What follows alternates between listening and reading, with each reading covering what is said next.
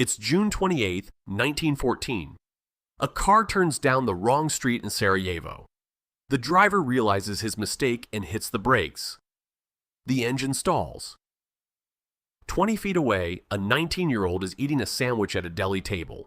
He looks up through the window. He recognizes the man in the back seat. He reaches into his coat. 2 shots, and 20 million people begin to die. This is not a story about war. It's a story about a wrong turn. One driver, one mistake, one stalled engine on one quiet street. From that single moment, 2 world wars, 70 million dead, and the borders of the world you live in today. But here's what nobody tells you. The assassination had already failed earlier that morning. There were 6 chances to kill him. Every single one of them failed. The war almost didn't happen.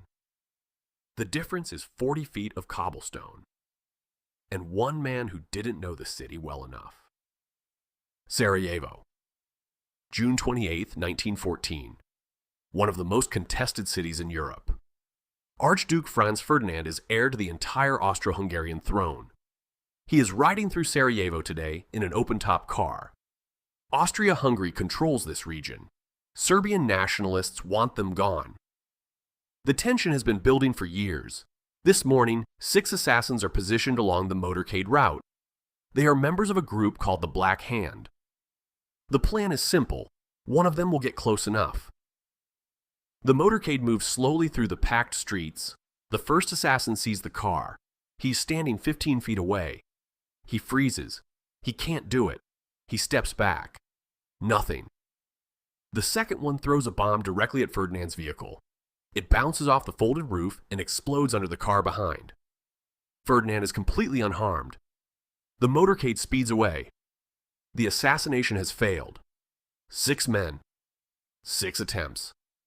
Every one of them unsuccessful. Down a side street, Gavrilo Princip hears the explosion. He assumes someone else succeeded. He walks away. He turns into a deli a few streets over and sits down to eat. Meanwhile, Ferdinand insists on visiting the people wounded in the bombing at the hospital. His driver, Leopold Loika, is given the new route. Loika is not from Sarajevo. He doesn't know these streets. He takes the old route by mistake. An officer shouts. He brakes hard. The engine stalls directly outside the deli. The car does not move. Princip looks up through the window. He stands. He walks outside. He is 10 feet from the Archduke. He fires twice. Franz Ferdinand and his wife, Sophie, are both dead within the hour. What follows moves faster than any government in Europe is ready for. Austria-Hungary blames Serbia. They issue an ultimatum so deliberately harsh it is designed to be rejected. Serbia agrees to every clause except one. Just one. Austria-Hungary declares war anyway. Germany signs what historians call the blank check. Unconditional military support. No questions, no limits. Russia begins to mobilize in defense of Serbia. Germany demands they stand down. Russia refuses.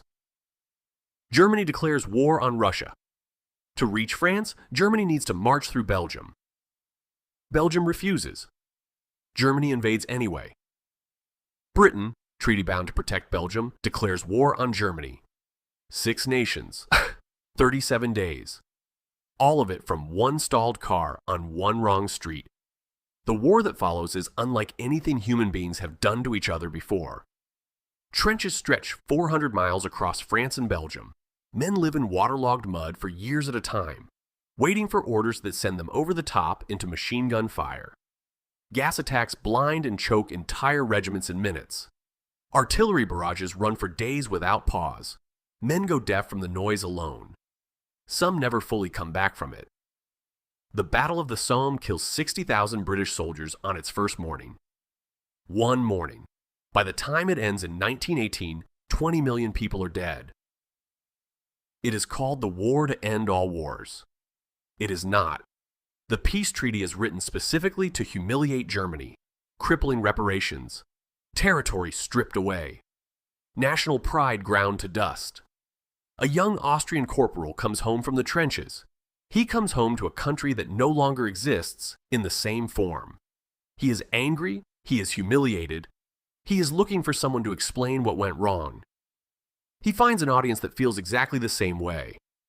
His name is Adolf Hitler.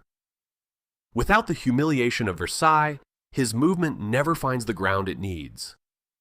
20 years after the war to end all wars, 50 million more people are dead. The borders of the modern Middle East were drawn in 1919 by men who had mostly never been there.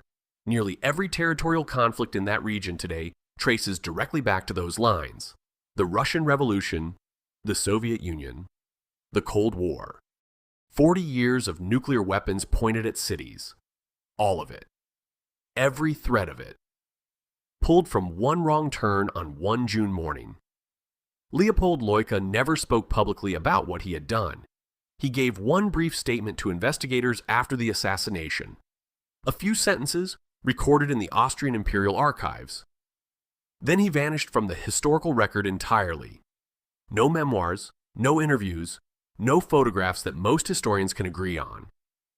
He died in 1926, 12 years after that morning, without ever addressing it publicly again. He didn't know what he'd done. He couldn't have. But stand back. Try to hold the full weight of it in your mind at once. 70 million dead. Hundreds of millions more orphaned, displaced, broken by what followed. The nuclear weapons pointed at cities right now. They are a direct descendant of that stalled engine. The Cold War built them. The Soviet Union started the Cold War. World War I created the Soviet Union. The world you woke up in this morning, its borders, its tensions. The wars on the news that seemed to have no beginning. Most of it was decided on that street in 1914. Not by emperors, not by generals planning in war rooms, by a driver who didn't know the city well enough. And a 19-year-old who happened to be hungry. Now rewind. Same morning, same city, same motorcade. Loika takes the correct route. The car never stalls. Princip finishes his sandwich, looks out the window, sees nothing, goes home. Ferdinand visits the hospital, gives his speech, returns to Vienna. He is alive. Austria-Hungary still wants war. They've wanted it for years. But without an assassination of this scale, they have no pretext Europe will accept. They bluster. They threaten. The other powers call their bluff. Nobody moves. Germany stays cautious. Russia doesn't mobilize. The war that is already loaded misfires. No World War I means no Treaty of Versailles. No Versailles means no national humiliation. No humiliation means the conditions that produced Hitler simply don't exist. He stays in Vienna, an unknown, failed painter who never finds his audience. No Holocaust, no Second World War. No Cold War built on the ruins of the second one. The entire architecture of the 20th century simply doesn't get constructed. 70 million people who died in those two wars. Most of them live. They have children. Their children have children. The map of the world looks nothing like the one you grew up with. All of that possibility. Sitting inside 40 feet of cobblestone and one man who knew the way. History gets taught as if it was inevitable, as if the great forces were always going to collide this way. At this exact time, they weren't. The entire 20th century, its wars, its genocides, its long cold paranoia. None of it was fixed in place, all of it contingent on a driver who didn't know the streets well enough. You live in a world built entirely on that mistake. The borders on your map, the conflicts on your news tonight, the specific shape of the world your parents were born into, the world that shaped them, that shaped you, all of it downstream from one stalled engine on one cobblestone street. Leopold Loika died without knowing what he had done. That is the part that stays with you. The people who change everything almost never know they're doing it. They're just trying to get somewhere. And they take a wrong turn.